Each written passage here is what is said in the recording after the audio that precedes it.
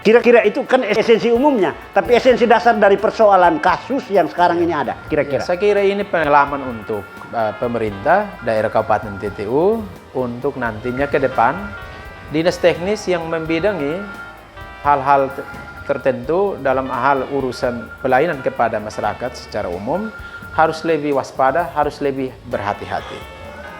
Pada prinsipnya adalah harus tunduk pada aturan.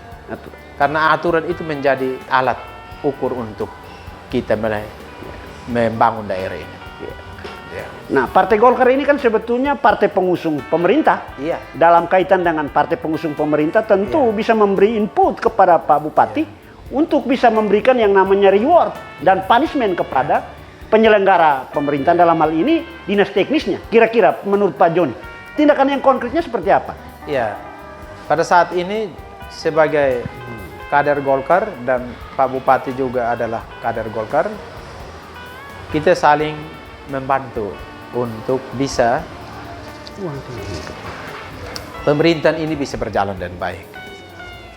Ya, soal hukuman atau penghargaan itu, saya kira kita berharap kepada Bupati supaya yang bekerja tidak becus, yang bekerja tidak sesuai dengan aturan, harap itu menjadi catatan supaya kehadiran para pimpinan OPD itu untuk membantu mewujudkan program Bupati dan Wakil Bupati.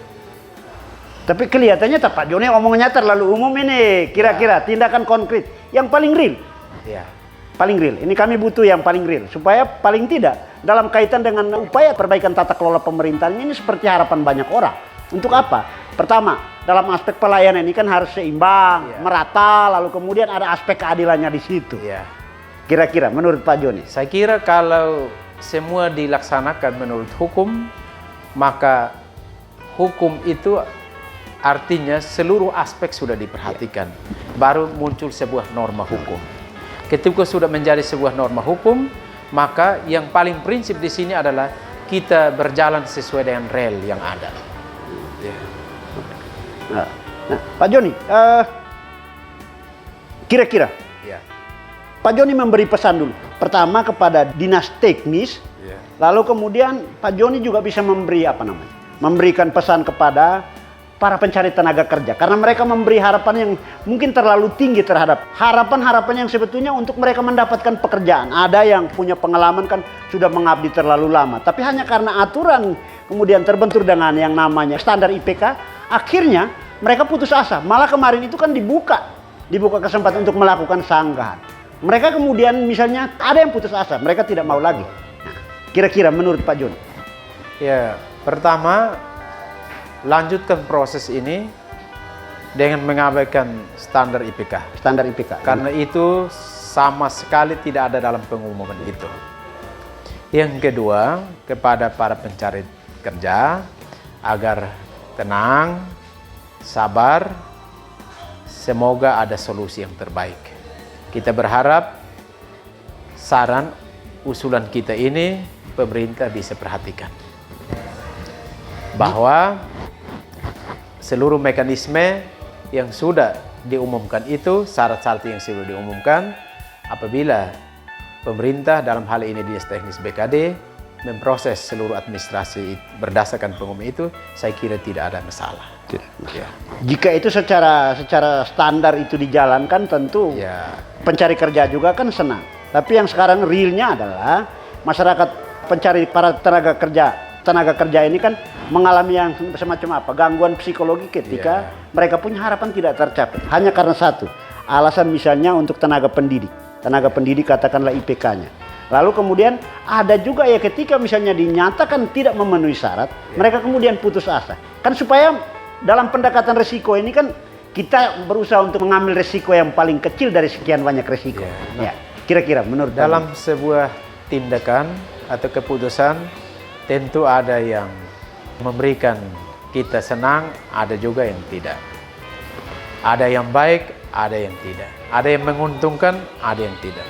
Tetapi yang paling penting adalah semua harus ditempatkan pada prosedur yang benar. Maka ketika orang mengetahui bahwa ketidakberhasilan dia karena memang sangat prosedural, sesuai, orang akan merasa puas. Iya. Tetapi Tetapi kalau mencantumkan syarat-syarat yang tidak ada dalam pengumuman, kemudian membuat dia tidak lulus, saya kira itu akan membuat orang sakit hati dan akan mengeneralisir bahwa ada apa dengan hasil pengumuman ini. Itu tentu ada kata-kata atau pernyataan seperti itu. Tetapi kalau pemerintah dalam hal ini Dinas Teknis BKD memprosesnya secara prosedural, mengikuti apa yang sudah diumumkan dari awal, tidak menambah syarat-syarat lagi, terlebih IPK minimal 2,75 itu, maka masyarakat pencari kerja itu akan merasa puas dengan proses yang sudah dari awal ini transparan. Tetapi kemudian dihebohkan dengan pengumuman ini menambah syarat IPK, itulah membuat pikiran orang terbelah. Ada yang mengatakan bahwa ini ada terindikasi politik, hasil ini penuh dengan kepentingan. Padahal sesungguhnya tidak.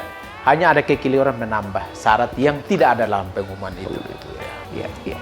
Itu berarti bahwa lebih baik pemerintah juga harus bisa ada kemampuan akomodasi terhadap misalnya standar aturannya. Kalau boleh itu kita kembali pada yang namanya pengumuman. Berarti kita kembali pada aturan yang inputnya dia ada di pengumuman pencari perekrutan tenaga kerja itu. Betul. Ya. Sepakat. Oke, Pak Joni. Terima kasih banyak Pak Joni sudah memberikan semacam satu dukungan. Ini dukungan ada dua kepada pemerintah dalam artian untuk melakukan yang namanya tata kelola pemerintahan yang baik dan benar. Sementara harapan ini juga untuk menyambungkan kepentingan para tenaga kerja, para pencari tenaga kerja untuk bisa mengapresiasi apa yang dilakukan oleh pemerintah. Kira-kira begitu. Nah, pesan terakhirnya adalah Pak Joni, apakah setuju kalau misalnya ini kemudian dilakukan semacam melanjutkan tanpa dengan mengabaikan aturan menyangkut IPK itu? Setuju ya? Ya, setuju. Ada dua hal yang tadi saya pertegas lagi. Ada dua hal yang harus dilakukan dalam peristiwa ini. Pertama, membatalkan seluruh proses. Kedua, melanjutkan proses ini. Tetapi catatan untuk opsi pertama, ketika kita membatalkan proses ini, sudah ada kerugian yang timbul dari para pencari kerja. Nah, dalam kaitan dan risiko ini kira-kira opsi mana yang paling opsi kedua, melanjutkan dengan berpatokan pada syarat yang ada di dalam pengumuman. Tidak boleh menambah syarat lain.